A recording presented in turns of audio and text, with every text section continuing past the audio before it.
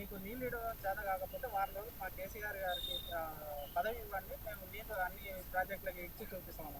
మీరు మర్చిపోతున్నారు, మీకు పదవి ఉన్నప్పుడే కూలిందని చెప్పి మీరు అడ్డగోలుగా కమిషన్లకు కక్కుతిపడి కాంట్రాక్టులకు అడ్డగోలుగా ఇచ్చేసి నాణ్యత లేకుండా కట్టేసి, అరే ఎక్కడండి అత్యాధునిక ఈ సమయంలో కూడా ఒక ఒక పంప్ హౌస్ కూలుతుంది, ఒక రిజర్వాయర్ కూలుతుంది అని తెలియకుండా కట్టడాలు కట్టేసి ఇప్పుడేమో మూతబరి మట్ట మాట్లాడతారండి.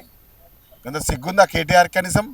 అరే మీ బావ ఉన్నాడు కదా, భారీ శాఖ నీటి శాఖ మంత్రి పనిచేసిండు, ఆర్థిక శాఖ మంత్రిగా పనిచేసిండు, అడుగు పోయి సిగ్గుసేయం లేదా బావా నువ్వు ఏం చేస్తావు అని చెప్పి మీ నాయన అడుగు పోయి, నాయన మనం కట్టిన బ్రిడ్జో మనం కట్టిన అది పంప్ హౌస్ మన కట్టిన రిజర్వాయరో కుప్ప కూలిపోయింది నాయన అని ఆయన అడుగు.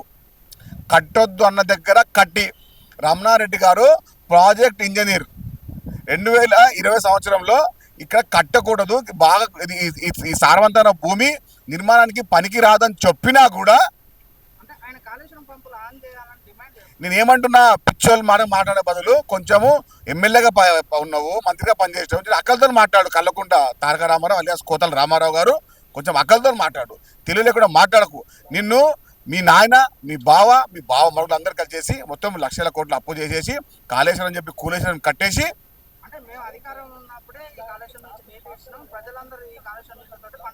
నిన్న స్పష్టంగా ముఖ్యమంత్రి రేవంత్ రెడ్డి గారు ఏ విధంగా కట్టడం జరిగింది, కడితే ఏమవుతుందని చెప్పి స్పష్టంగా 1 గంటన్నర పవర్ పాయింట్ పైన ఇచ్చడం జరిగింది. అంటే గతంలో ఏ ముఖ్యమంత్రి కూడా ఇంత స్పష్టంగా చెప్పలేని సమస్యను కూడా స్పష్టంగా చెప్పిన కదా రేవంత్ రెడ్డి గారికి. అసలు ఏమైంది, ఎట్లా కట్టిరు, ఎందుకు కట్టిరు, ఏ విధంగా కట్టిరు? 47,000 కోట్లు ఉంటే ఎందుకైంది ఒక 22 కోట్లు ఎందుకైంది, కారణం ఏంది అనే విషయాన్ని స్పష్టంగా చెప్పడం జరిగింది. అరే మీ కాంట్రాక్టుల కోసమో మీ కమిషన్ల కోసమో మీ కుటుంబాల పెద్దందారులకు డబ్బులు సంచులు నింపడం కోసమో కాళేశ్వరం చెప్పి ఒక కులేశ్వరం పదం కట్టేసి అది ఇంటలేనుగా మునిగిపోతే అది కూలిపోతే చిల్లర మాట్లాడే కల్వకుంట్ల తారక రామారావు మీ కల్వకుంట్ల కుటుంబం మీ ఎప్పుడు కూడా తెలంగాణ యొక్క బాధ్యత పైన వ్యవస్థకు ఆర్థిక వ్యవస్థను చేసిన మీరు ఇప్పుడు చిల్లర మాట్లాడకండి. తెలంగాణ 4 కోట్ల తెలంగాణ ప్రజలు ఇబ్బంది పడుతున్న సమయంలో మీరు కావాలని ఆర్థిక దోపిడీ చేసి 1,00,000 కోట్ల రూపాయలు నాలలో పాల్గొంటు ఈ దుర్మార్గులు ఇప్పుడు మూతబడి మాట్లాడుతూ ఉన్నారు.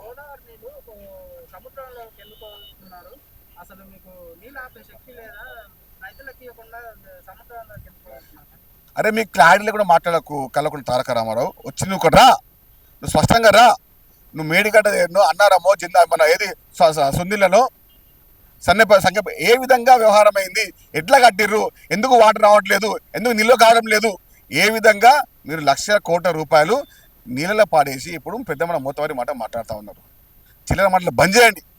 మీరు చేసినటువంటి ఈ ఘనకారం వల్లే కదరా మొత్తం రాష్ట్రంలో ఆర్థిక వ్యవస్థ కట్టడం రాకపోతే నేర్చుకోండి.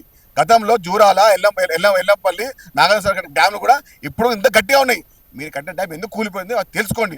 మీరు ఇనండి అయ్యి చెప్తున్నా మీకు, project manager project engineer Ramana Reddy స్పష్టంగా చెప్పడం జరిగింది. ఎందుకు ఈ సారవంతమైన భూమి కాదు, ఈ భూమిలో కడితే ఉండని చెప్పినా కూడా కావాలని కమిషన్ల కోసము మీ ఇష్టం వచ్చిన వారికి ఇవ్వడం కోసమే ఇది కూలేశ్వరరావు గారు మీరు కూలేదానికి బేషరతుగా 4 కోట్ల తెలంగాణ ప్రజలు కల్వకుంట్ల కుటుంబం చెప్పి తెలియాల్సిందే.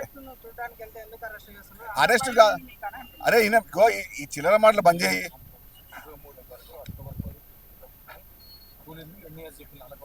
ఇప్పుడు మీ ప్రభుత్వం ఉన్నప్పుడే కూలిన వ్యవస్థ, మీ ప్రభుత్వం ఉన్నప్పుడే కట్టిన వ్యవస్థ, కట్టింది మీరే, మీ వల్ల కూలిపోయింది. కాబట్టి చిల్లర మాటలు బంద్ చేసేయండి, కొంచెం అక్కలతో మాట్లాడండి, నిర్మాణమైనటువంటి వ్యవస్థ రాజకీయం చేయండి తప్ప చిల్లర పనులు మాట్లాడేసి కల్వకుంట్ల తారక రామారావు ఇక మీ దుర్మార్గ పాలన బంద్ చేయండి.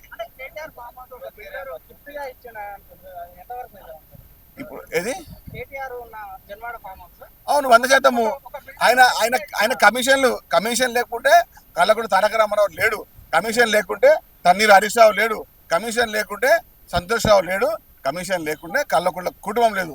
కల్వకుంట్ల కుటుంబం అంటే కమిషన్ల కుటుంబం, కల్వకుంట్ల కుటుంబం అంటే కూలేశ్వర కుటుంబం. Subscribe us and press the bell icon for more interesting updates.